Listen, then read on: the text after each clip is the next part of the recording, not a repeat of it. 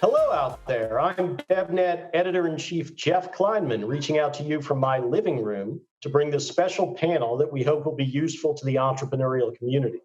It's on maintaining and improving the brand co-packer relationship during the COVID-19 crisis. The economic effects of social distancing and stay-at-home orders have created a unique set of problems for food and beverage brands of all sizes. Demands for their products are up, sometimes to the point where buyers are looking to fill spaces with any products they can get. But the act of purchasing them at the consumer end, at least via traditional channels, is now slow and deliberate. Online sales are surging. The demand for many products has stressed distribution channels. The trucking profession has become front page news. At the same time, unemployment is skyrocketing. Money is tightening up, and in many cases, investment is slowing, at least temporarily. With buying cycles tamped down, brands have to make key decisions about innovation, assortments, and inventory. All of these contextual factors for brands lead back to one key relationship: the factories and facilities that produce their goods. Yes, having demand up is great, but the fulfillment of that demand, particularly as it changes and the supply chain cramps, is where the co-packer brand relationship becomes of utmost importance. So I've invited three guests here who have deep roots in operations and brand roles, either in running co-manufacturing facilities, aligning those facilities with the brands they service, or helping to find scaling solutions on either end of the pipeline. They also bring deep roots in the entrepreneurial environment to this talk. So I'm going to ask you each to introduce yourselves and tell us your organization, and then we'll move to questions. And I thank you for joining us, and I thank you for watching. Why don't we start with Liz? Hi, Jeff. Hi, everyone out there. Liz Meislick, Chief Growth Officer at Fresca Foods. Been in this natural food world for about 20 years as a manufacturer, co-packer, and as a startup brand. So I can really understand and empathize with both sides of the issue and opportunity that we're facing today. Glad to be here. Thanks. Thanks for joining us. Jeff? Sure. Thanks, Jeff, and glad to be here today. I founded JPG Resources 11 years ago after spending 9 years at Kashi, where I was head of R&D and managed the co-man relationships there as well. And at JPG, we help brands find and manage their contract manufacturing relationships. I also run Snackworks, which is a contract manufacturer here in Michigan. And so, again, like Liz, have a couple of different lenses to this question. All right. Pete? Yeah, hi. Thanks for inviting me. This will be fun. But Pete Speranza, 23-year veteran in the food industry, all with General Mills, with the first half of my career deep-rooted actually in supply chain engineering and operations. And then the last 8 years, basically the founder and creator of 301 Ventures, which is the venture arm of General Mills. So to Jeff's point, I have a lot of experience, not just with scale, but also in the entrepreneurial community and lead a lot of our efforts actually in finding the latest and greatest brands that we feel are important and can be a part of General Mills. All right. So in setting up this conversation, the most repeated word was communication between the brand and the co-pack and the co-packer. So for my first question, I want to ask you each the guiding wisdom on this area. What's your individual baseline advice for assessing communications and relationships and dealing with weak spots when there's extra urgency and delicacy around the coronavirus crisis? Jeff? Well, certainly it's a good time to be have good relationships that you've already built for a starting point. But at this point, I would say communicating with clarity and communicating with some lead times is going to be super helpful. And I think, as with any time, but particularly now, communicating with a sense of appreciation for what your partners are also going through now will help you have a productive conversation with your manufacturer or any other vendor. All right. What are some of the things you want to be communicating? Well, I think certainly communicating about your demand progression, and a lot of us are experiencing, both on the manufacturing side and the brands, higher demand. So I think planning ahead for that certainly is helpful. But then also communicating around, can you help them be more efficient? Do you need to do a double run so that you can get your inventory up and then allow them to save that cleaning and transition time to go on to something else? So I think having a conversation that cuts both ways, that you're telling them what you need and doing the best you can to get what you need, while recognizing that it's a unique situation for your partners as well. Liz, one of the things that we talked about, and Jeff brought it up in terms of saving people time in transition, we talked a lot about sort of waste in the system that can exist between brands and co-packers. So is there something at the baseline that can help eliminate that? Yeah, I think there is a tremendous amount. In fact, it's documented that there's about 40 to 45% waste along the value chain before items even ever reach the grocery store, and we know another 40% once it reaches our homes. A lot of that waste is due to lack of communication, transparency, and collaboration along the supply chain. Information is power, and so right now, I think it's more important than ever.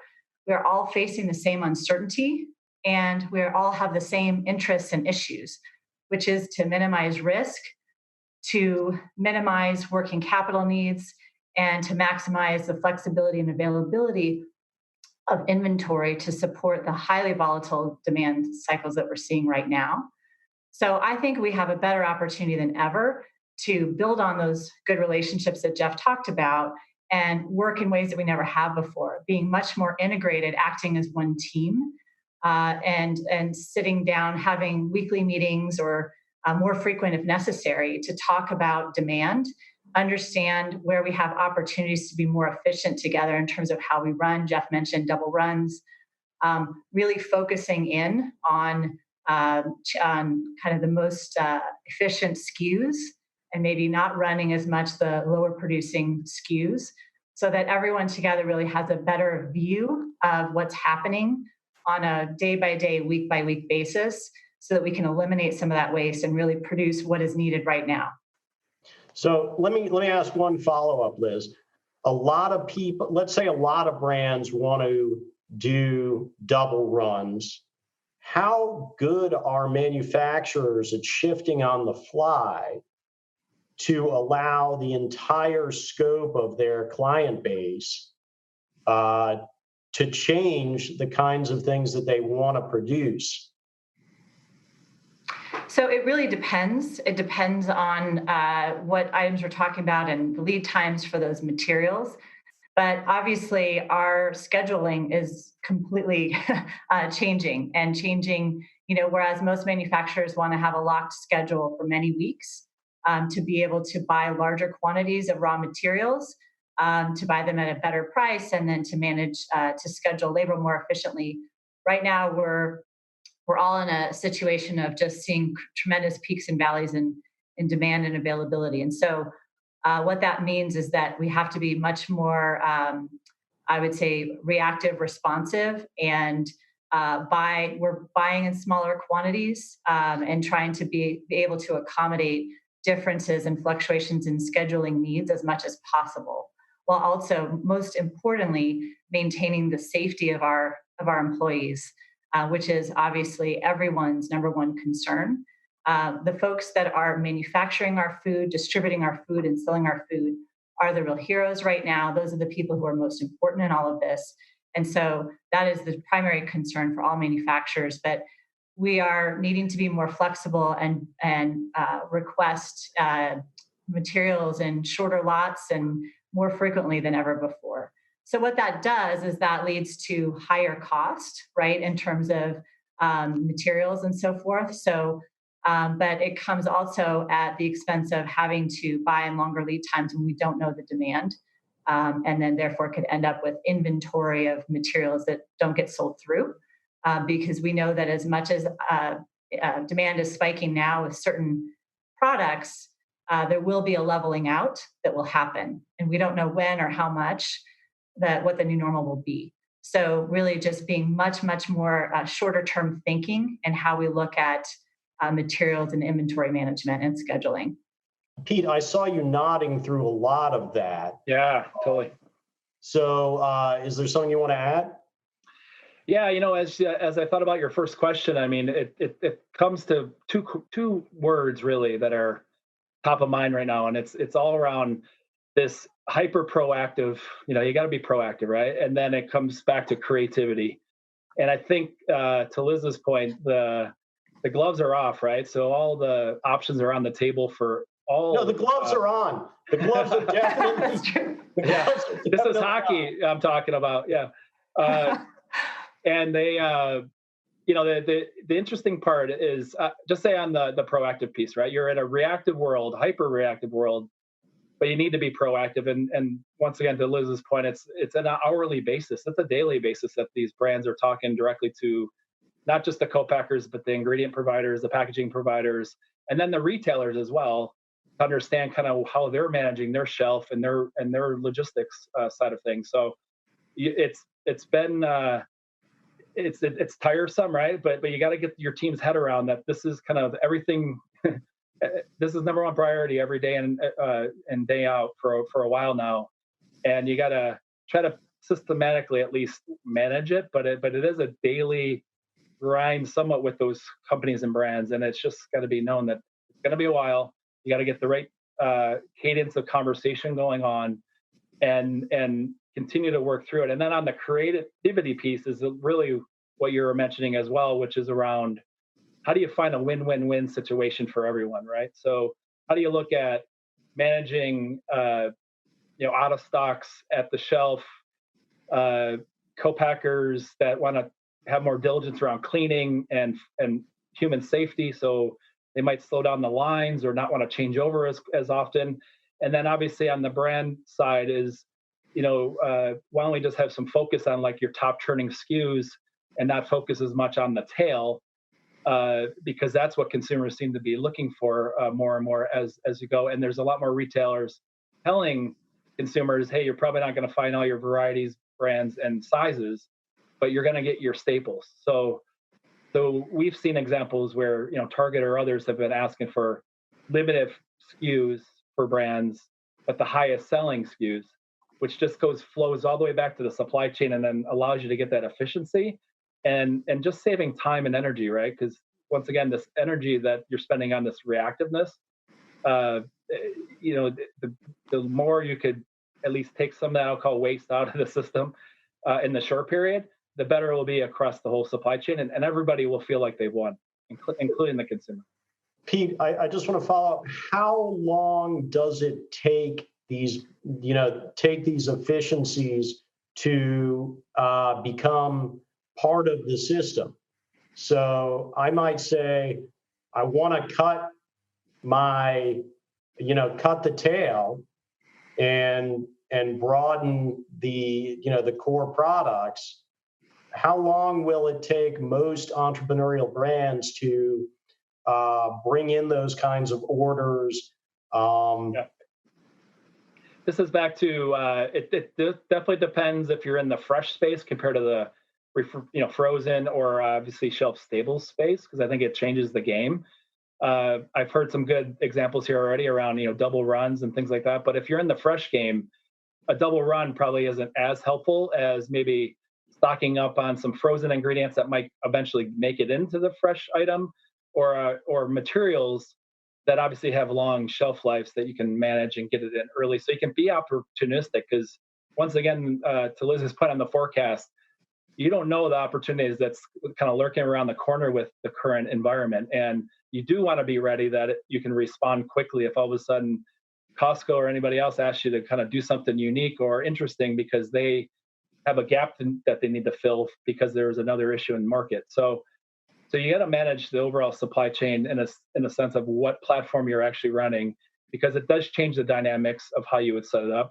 So once again, be proactive, but also to your point, to be opportunistic when things show, but not overhang yourself as well if everything slows down, where all of a sudden you're caught with a lot of inventory of something that you don't need. So I think that managing the inventory down from a fresh perspective is easy and relatively fast. But if you're in a shelf stable, you might end up holding some products for a while to cause that efficiency. But your typical core business typically has a higher margin than a lot of your tail. So it could be like I said, a win-win for everybody. Are there basic adjustments to traditional metrics that any of you is recommending with regard to inventory, or with regard to supply, to advanced buying, or with regard to locking up line time? Well, I'll jump in real quick on that first. Two things that we're definitely recommending, and one is being a little bit longer on inventory if you do have frozen or shelf-stable products. One reason for that is obviously to take advantage of the upswing. The other reason is to have a hedge against your potential supply chain or your supply chain potentially being disrupted. So, 2 to 4 weeks is what we're thinking at this point. In another few weeks, that could be, you might need to be drawing that back down again. But secondly, we see a lot of young brands that short code themselves. That their product could be 12-month shelf life and they code it 9 because they like it a little bit better at 9 months. But look, at this point in this uncertainty, you need to give yourself as much flexibility as you can. And if your product from a food safety standpoint is good at a longer shelf life, and it's not terrible and inedible or unsellable, you should give yourself a little flexibility so that while you're carrying extra inventory, you've got a longer time to move it if the market shifts under you. So those would be 2 key points that I would make. Yeah, and Jeff, one quick comment on that as well, just to chime in for a second, is it's on the same vein, and it's all around, if you think about materials, right? There's different expectations, I think, in market now. And you can use some generic materials that you typically would have customized. That could be just lids on cups, or it could be cases and things like that. And I think that's another way of allowing you some flexibility, but allowing your vendors to have some flexibility to maybe give you some generic lids for a while and then go back to custom once they figure it out, knowing they're getting pressure from other retailers or vendors or customers to increase volumes across the board. It's just another option, I think, for entrepreneurs to think about, that what's critical from a branding perspective, and then how are people reacting in market a little bit. If they saw a generic lid all of a sudden on Good Culture, but still the branding was on the front of the cup, I don't think anybody would complain or worry about it at this point, because they're just happy that it's on the shelf. Liz, you've run plenty of lines. How hard is it to implement those kinds of changes? How much lead time? Well, it certainly requires a lot of planning, but I think to the extent that the brand and contract manufacturer are working together and very closely with ingredient suppliers, everyone that I've been speaking to these past weeks have been implementing contingency planning, business continuity planning to really preemptively think about all of the potential interruptions in supply chain across every commodity that they purchase on the ingredient side and the packaging side. So a lot of that work is being done, but certainly if those that are listening are not doing that, now's the time to be thinking about kind of a good, better, best, or bad, worse, worst scenario in terms of how long this could last and what materials and packaging elements could be at risk.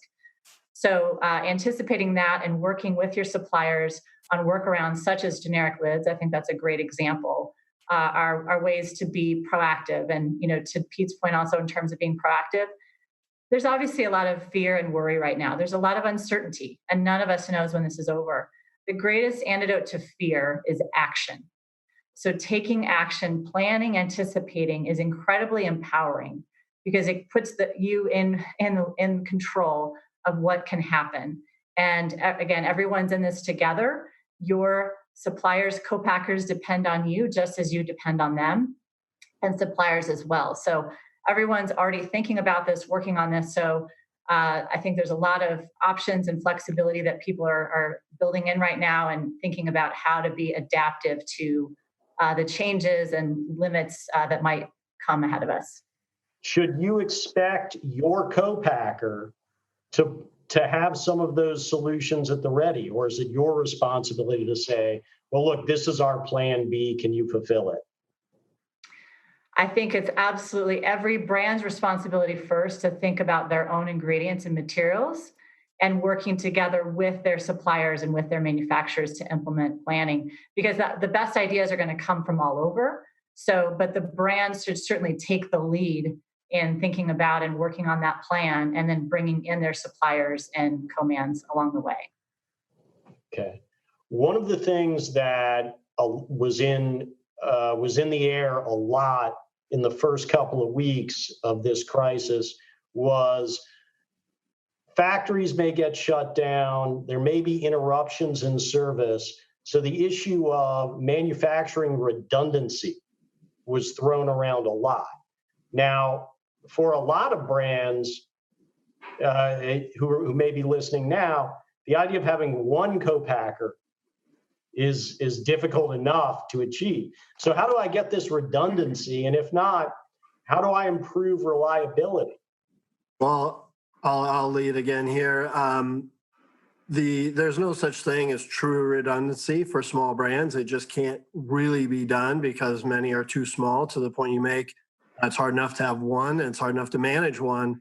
But certainly you can make the calls to look at, well, who might be your backup option and begin to establish that relationship, to build a little more confidence that they might be an option if something were to happen with your current supply chain. You should probably do the same with your ingredient suppliers. So redundancy sometimes gets thrown around by people who may not really understand what it means or how difficult it is for small brands to pull off.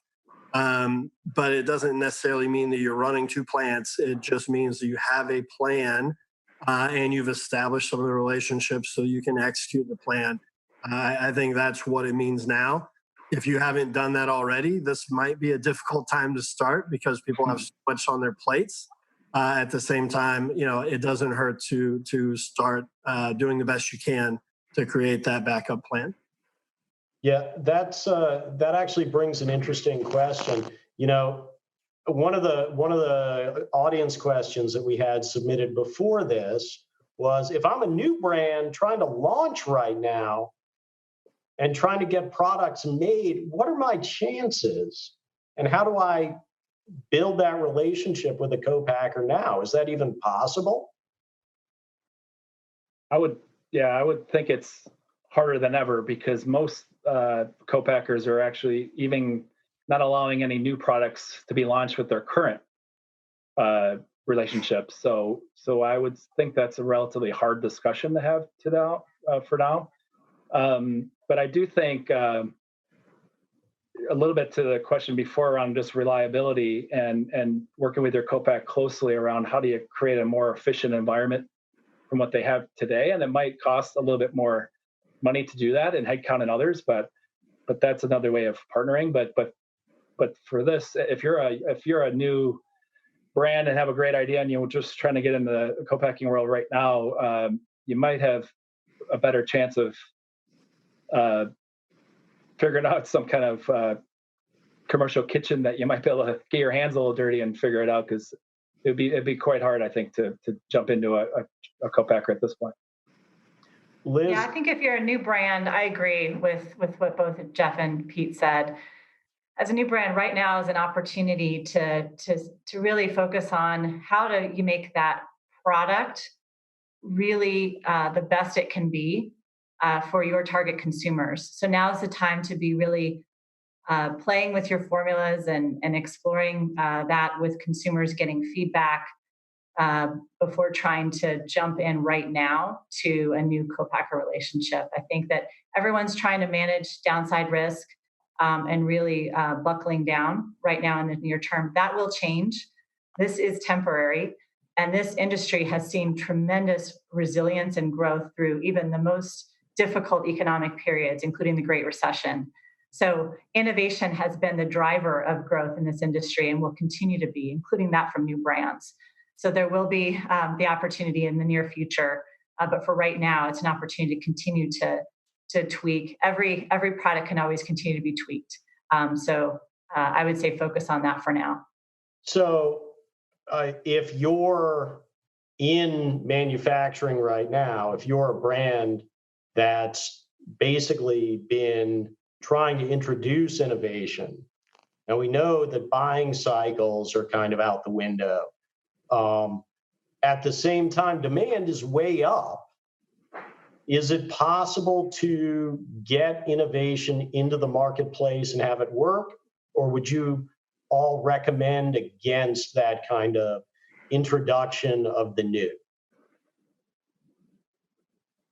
Yeah, I mean, I can take a shot at that. I mean, we have some brands that are launching some new innovation over the next 3 to 6 months that still feel pretty confident they should be able to get it on shelf and feel comfortable with that. But in general, because of the consumer really going to the staples and trying to just get what they think they need, I would say you're not going to get a lot of probably trial. And obviously, you can't do a lot of sampling of a new product, especially if it's a little bit of a new to the world product and not just a line extension or a brand expansion or something. But so I would personally hold off, and knowing you can explore higher volumes on your core businesses and just kind of go for the ride a little bit. Now, retailers are kind of shaping that as well because they're basically taking that off the table for a lot of them. So I think that's going to just naturally happen.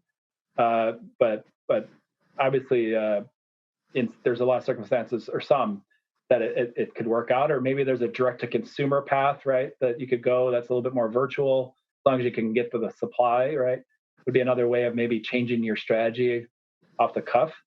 But it's a tough environment to launch a new product, especially new to the world, and then think consumers are going to naturally find it when they're just trying to find the staples, and then they're going to, you get feedback enough to actually understand kind of where you're going next with it. And doesn't that also, Jeff or Liz, speak to the sort of instability that new brands can bring to the marketplace, that they're often not as financially stable, so it's harder to build up a relationship with a manufacturer if you're so dependent on innovation? Well, Yeah. I think right now, to Pete's point, the retailers aren't wanting it anyway. So who are you launching this to, and how is it getting out there? So, I mean, I think that everybody needs to be looking at innovation for September and beyond, because there's going to be some sort of normal reestablished at some point. And we don't know what that's going to look like or exactly when or how it's going to play out. But we do need to be thinking for the future. Amidst all this short-term emergency planning and everything we've talked about so far, the flip side of that is when normal comes back, whatever that normal is, you have to be ready to win then too. And if you've shut down your innovation and you're not doing anything, well, how are you going to fill your pipeline, and how are you going to launch for your Q3, Q4, January 21 launch cycles? So that's the difficult thing right now, but it probably means you need to be doing the benchtop work, the planning, the communication, all that kind of building. I mean, there are some co-mans who have capacity. I mean, Snackworks, we happen to have just built a new line, which was, in retrospect, terrible timing. But because it's not just supporting what we already do. There's other plants that do have capacity. What they don't want, what we don't want, speaking as a manufacturer, is stuff that doesn't really fit, stuff that's really a flyer. Right now you want to, if you're going to take on extra work, you want to believe it's going to turn into something. So I think up and down the chain, from retailers to suppliers to vendors, co-mans, everybody wants to know that if I'm going to take time to work on something now, it should be valuable. and you should trust the party that you're going to invest that time and effort into. All righty. Liz? No, I mean, Jeff said it beautifully. I agree with everything he said. I think that innovation will come back around, but I do think that right now, and perhaps in the leveling out or sort of recovery from this, I do think we're going to see a different behavior around how brands manage their businesses and grow. There has been tremendous, I would say, support, encouragement by many investors to continue to grow top line at all costs. There are plenty of investors out there that say grow top line, that profitability and margin aren't as important as top line growth. I think that's going to change. And I think that when we look at innovation in particular, it costs, every new item that you launch costs a tremendous amount of money, from the ingredients and packaging, finished goods inventory, slotting fees, marketing fees associated with launching a new item. So I think there's going to be a new level of rigor by brands, by investors, by retailers, by manufacturers that goes into selecting which items will grow. Innovation, as I said before, will always be a tremendous engine for growth. But I think that growth at all costs, that era is over. Don't some of the things that we've been talking about, though, aren't they going to impact brand margin already? The cost of goods going up because you're buying shorter amounts, the cost of runtime. So how do we work with our co-packers to, I say we, not owning anything, but how do brands work with their co-packers to ease that kind of financial hit right now? Yeah, I think, yep. I'm sorry, go ahead. No, please, go ahead. I think that's where, again, really allocating cash and people time right now to managing existing and optimizing the efficiency of existing business in the very short term, certainly in the next 30 to 60 days, is incredibly important all up and down the value chain. So they're, again, investing in trying to create new manufacturing processes or buying new ingredients and materials for items, that are brand new to the world, brand new to the market right now, I think is a poor use of cash and time.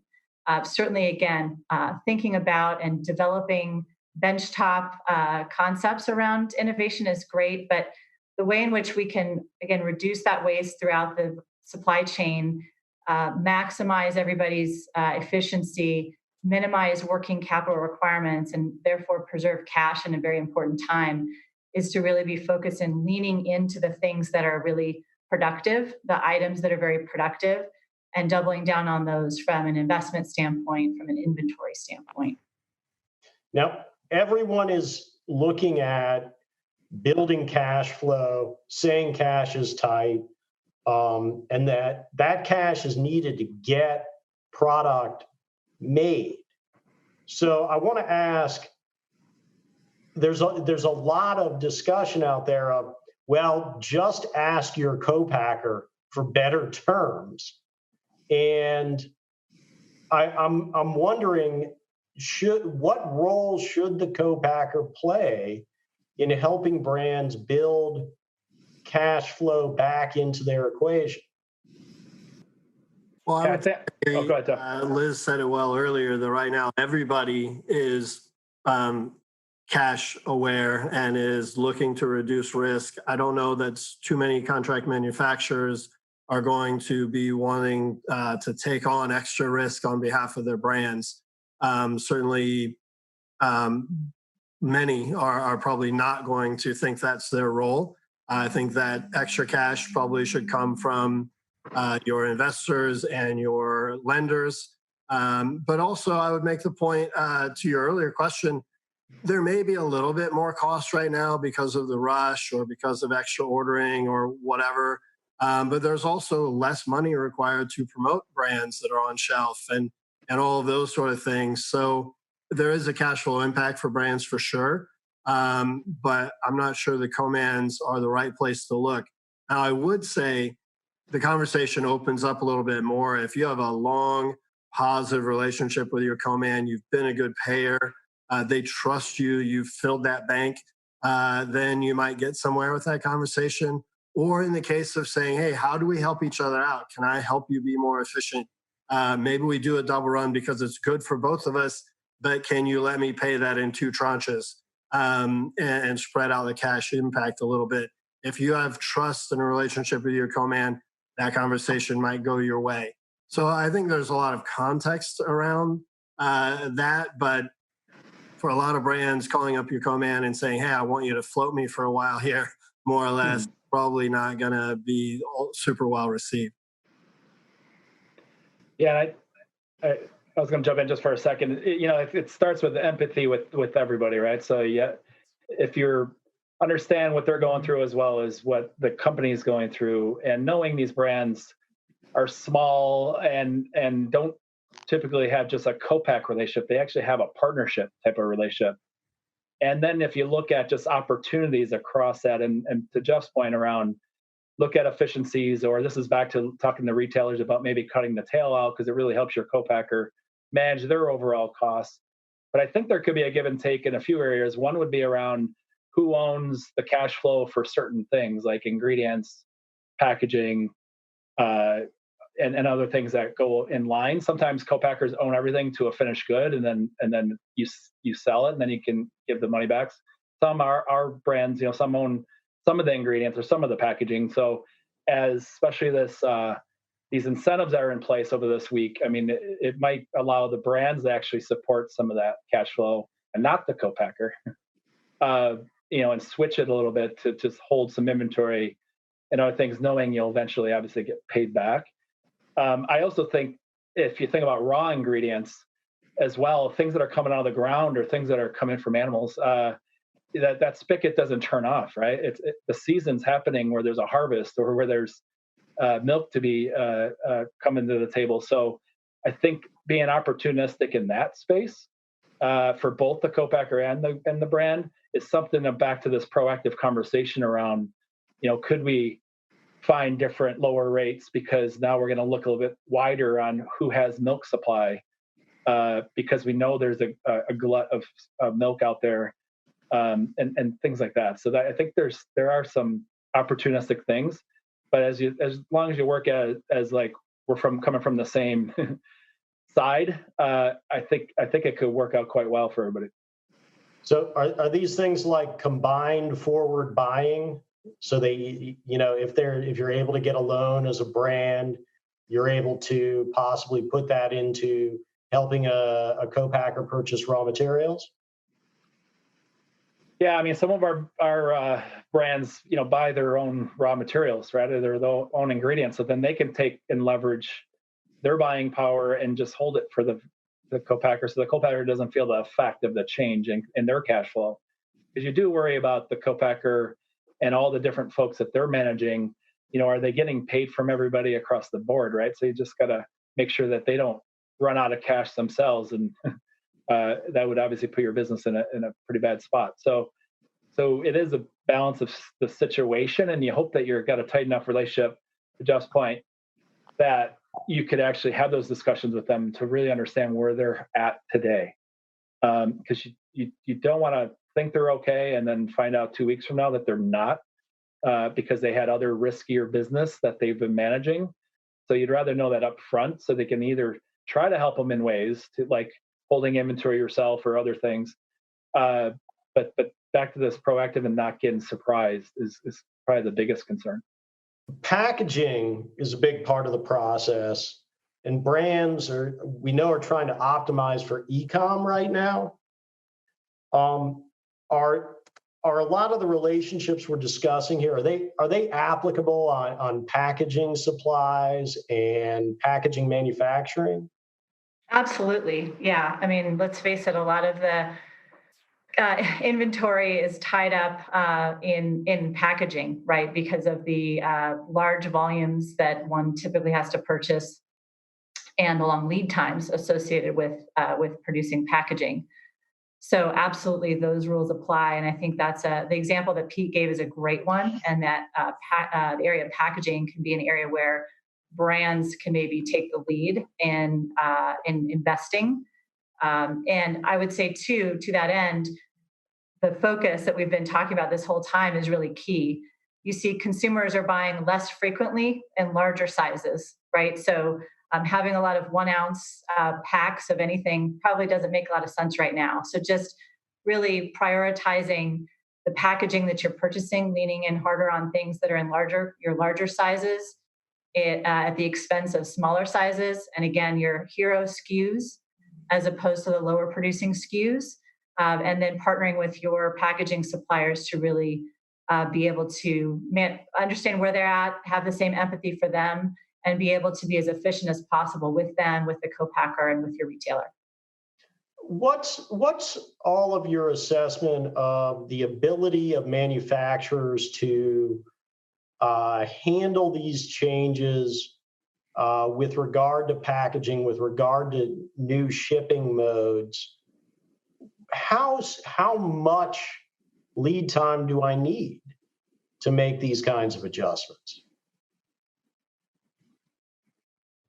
I think that's going to vary a lot, Jeff. I think most co-packers, unless they're already slammed, I mean, if your co-man is already to the max, they may not want to have that conversation. But most co-mans right now understand that this is an opportunity where they can make more money by taking on as much business as they can, and they want to help in all circumstances anyway when there's a sale to be had. So I think most of the time it's not that hard, but it depends. I mean, certain operations, a size change is a big deal and involves tooling and other things, and other times it's a machine adjustment. So again, that comes back to having the conversation, being open, and as Liz and Pete, I think both said, having that planning and proactive conversation with your co-man instead of, certainly don't just send them new film or a new cup size and say, hey, run this for me now. Look to increase volume first as a way of building cash flow, just down the line. Absolutely. Yeah. How can I get the line time I need when everyone wants more of it? That's a great question. And I think it all comes back to relationships again. I mean, partly it's scale. Like if you're the most important customer at a co-man, you're going to have their attention right now, obviously. But for the smaller players, look, co-mans are humans too. The people who run them, and they make human-based decisions. It's not always about the dollar. It's partly about, look, this customer has been a great customer to work with. So there's part of this being proactive, having your act together, being easy to work with, having that history. Both come into play, and we always advise our brands at JPG, you should do your best to be the favorite customer of your contract manufacturer. You may not be the biggest, but you can be the favorite. You say thank you once in a while, you show appreciation, you try to plan, you do things the way they ask. Go ahead, Pete, please. No, I was just going to highlight that the same thought process. I mean, it's back to just relationship-based business, right? And it does come back to, if you can early on shed light, like, hey, I can maybe wait an extra week before I need to produce, or I can go to generic lids, or I can do other things to help you guys out. And I know you're having a tough time maybe filling your head count per second shift. So maybe I can move to a larger pack size so it's easier for you guys to manage. Those are all, I think, just amazing conversations that everyone should have with their co-packer, even if it's just, thinking about failure modes down the road and just saying, all right, what are the 2 or 3 solves we would have if all of a sudden I ran out of packaging? And there's a good chance people would be like, well, get a generic one. And then it's like, okay, well, we should maybe start thinking about a generic lid on hand, at least having that where the brand actually might pay for that, but have it on hand, and we'll figure out how to use it later on if we don't use it. But at least that's the thinking with the co-packer on trying to do a win-win. Because if they have someone come to work, sick or they're worried about a shift that's contaminated or something, I mean, it will instantly change your life. So we gotta always be the proactive, but also thinking through those failure modes and then saying, what can I help my co-packer with? Knowing that's your lifeline, and trying to be flexible as flexible as you can. I just want to emphasize, thank you, Pete and Jeff. I think what you both said is just absolutely perfect. And, now's the time. We are all in this situation together. Now's the time. If that relationship with your co-packer isn't as good as you want it to be, now's the time to make that possible. Because showing that empathy and thinking about proactively how you can help them solve their problems, because their problems are your problems, and really be proactive with them, you're going to come out of this with a better relationship. I think that that's to me, the really inspiring part of this whole difficult situation that we're in together, is that I think there's an opportunity here to be even more collaborative, more transparent, and more communicative than ever before, to build stronger relationships with our partners and our vendors and suppliers and customers than we've ever had. And being proactive with each other, empathetic, and planning together is a way to do that. Are there examples that any of you have seen thus far of that taking place? We've certainly seen brands make good efforts, and I think it is helping.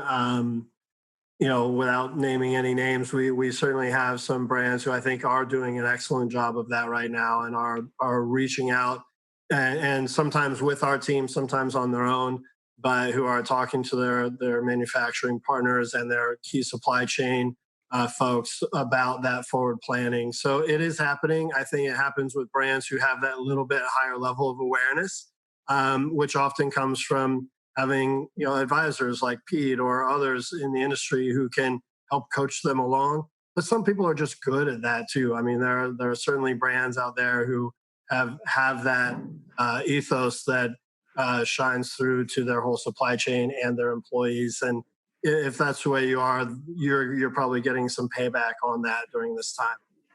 So one of the things we hear about is this idea that we're in the fog of war.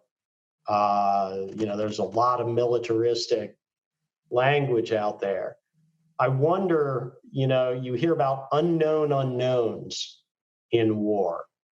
And I wonder if we could think about what kind of challenges that we haven't discussed you might see laying out there in these relationships that our entrepreneurs should take away and be cognizant of as they look to plan. I think the biggest unknown is timing, right? And we have sort of talked about that, but that I think is the most important one here, is that we cannot anticipate how long this is going to last. No one can. And so that's where thinking about short-term, medium-term, long-term, and kind of bad, worse, and planning ahead for that, and thinking through if the worst should happen, my product, the ingredients to make my product are not available, or I cannot get inventory, or I cannot get cash. I mean, just thinking about all those eventualities and how do you plan around those, against those, for the next 3 months, 6 months, 12 months is really key. That's I think the biggest risk for all of us is just the time, how long this will last. Because even when we all return to our quote unquote normal lives again, nothing will be normal. There's going to be a period of time for everything to settle out and adjust to a new normal. So it's important to plan for not just the time kind of that the coronavirus crisis is going on, but the period after that everything has to settle back into its place. Yeah. Scary. I think, sorry. I keep Please. Yeah, and I also think the intensity that's going on right now will be hard to kind of keep up, right? And it's around diligence more than it is around anything else. And you can call it communication, you can call it planning, you can call it proactiveness and all that stuff. But I think, to Liz's point, knowing the timeline is unknown, can these brands stay at this high level of alertness to make sure they maintain the high quality, the good service, to make sure everybody's obviously protected from a personnel standpoint. it goes back to anything, right? You're focused. Like the last 2 weeks has been crazy focus, right? It's just the longer it goes, some company, some brand will stray a little bit, and it won't do anything but, put them in a weird situation, right? Because they didn't follow up, or they wasn't proactive with the co-packer because they thought they were actually going to do something, and then you realize you ran out of materials or whatever it might be. So, that's to me is how you got to create a muscle to stay at this high level of alertness, which is hard to do. All right. Well, good luck, everyone, in staying strong, staying at that level of alertness, and staying safe. And I hope all your teams are able to do that. Thank you so much for joining us. We look forward to seeing you again for more conversations. And if there are further questions from the audience out there, I'm happy to forward them on to this wonderful team of experts. Thank you all so much.